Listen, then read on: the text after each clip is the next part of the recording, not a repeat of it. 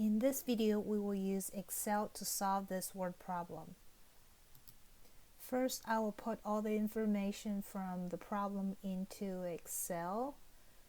The annual interest rate is 6.35%. The future value of this annuity is $200,000, and number of years is 15, and we're looking for the monthly payment.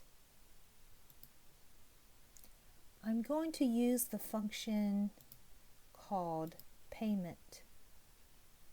So under financial, you can find payment. I'm going to use this function to find the periodic payment here. First rate is the interest rate per period. Okay, so if you see over here, the annual interest rate is 6.35%, which is B1. I'll put B1, that's the annual interest rate, and the interest rate per period or per month in our case will be B1 divided by 12. Okay. Now NPR, this represents the total number of payments of the loan. So it's a monthly payment for 15 years, so it should be 15 times 12, right? Here I will write B, looks like it's B3, that's the 15, times 12. Okay, so you can see it's 180 payments.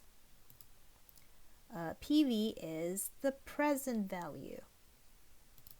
For the present value, I will put 0, and here the next future value is 200,000. So 200,000,